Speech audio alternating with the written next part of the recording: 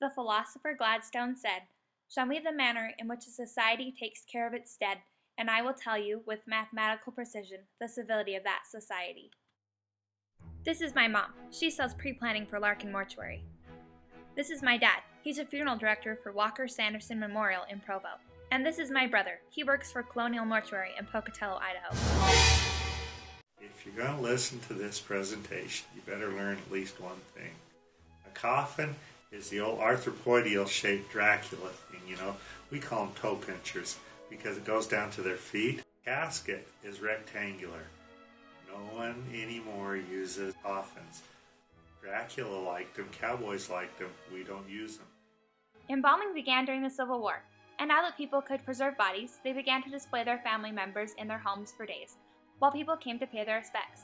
Eventually these activities moved to funeral homes, which were old mansions owned by the people who ran them.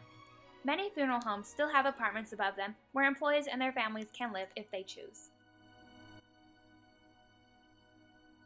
The United States funeral industry is much different than the rest of the world. Closest to us are the Europeans, but one thing we do in America that they don't do in other places is that we do arterial embalming.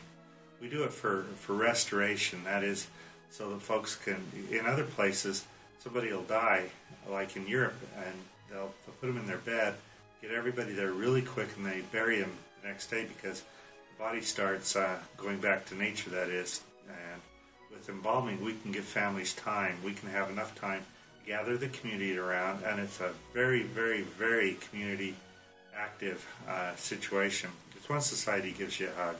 That's one big difference is that we hold our funerals later after and use arterial embalming so people can say goodbyes, and also so we can do our work and restore the person and kind of make them look a little better than what they had in their mind's eye when the person died. Pre-planning is when a person purchases their funeral before they have passed away or before they have need of it. They can purchase the casket, the funeral services, flowers, opening and closing of the grave, any of the vault, whatever is needed for a funeral service can be purchased in advance. Pre-planning is more prominent in the United States, where people want to make sure that things are taken care of. In most parts of the nation, where they have a funeral, they could hold it in our smallest room. Funerals are as in most areas, are held in churches or mortuaries. In this area, about 95% of funerals are held in churches. Our families tend to be very large, and the community support is very large.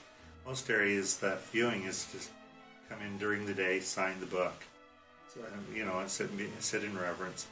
In Utah, we have reception line viewings. We'll have 200-300 people come to the viewing, and we have them at a certain time, like generally it's from 6 to 8. When people find out I'm a funeral director, they try their best funeral joke on me, and I've heard them all, and I haven't heard any of them that are funny. Most people they go, well, how do you deal with that all the time? Or they always have questions because so very little is known about what I do. It's not mysterious; it's just unknown. It's not secret. Funeral director's job is varied. It's everything from the custodian, vacuuming and cleaning the bathrooms, shoveling the sidewalk, to when they come and when someone has passed away and they come and take the loved one into the mortuary's care.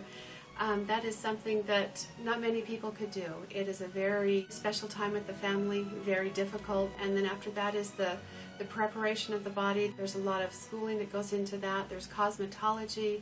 There is restructuring if someone were in an accident and should happen to, say, lose an ear. A funeral director actually has the schooling to create another ear, and most people would not notice. So there's a lot of technical aspects. There's also bookkeeping. It's a very varied job. When somebody dies, there's chaos and commotion in the home. There's what do we do next? When I come in, I can give folks their options in a gentle way, and I can help them through a very difficult situation. Often, when it's all said and done, the greatest thing I like is when the little lady walks up to me, puts her arms around me, gives me a big hug, and says, "I couldn't have gone through all this without you." somebody has to be on call all the time because people don't die during business hours only. And when somebody dies, we have to go and bring them to the funeral home. And sometimes that happens when you least want it to. For example, during your favorite TV show, when you're at the movies, when you're trying to be a normal human, you spend a lot of hours doing this, and they're not normal hours. I get one Saturday off a month, sometimes two. Saturday's the day we work. I'm on call usually 2 nights a week.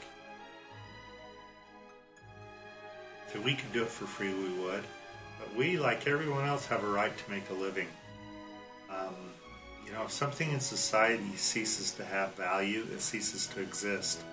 How many hoop skirt manufacturers are there in America?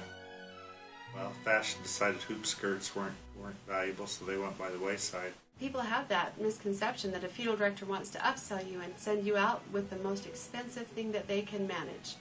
And the truth is, if they do that, they probably will not get their money. So most funeral directors are very conscious of the family and their circumstances, and the family gets to select what they would like. We're here not to force anything on anybody. 99% of my job is figuring out what the family wants, how I can best serve them. People say, well, viewings are barbaric. No barbarians leave their dead alongside the road. Funerals are the ultimate sign of care. Because, we're treating the dead body much better than most societies ever have. The funeral industry in the United States has greatly changed over the last 150 years, but the genuine care has remained the same.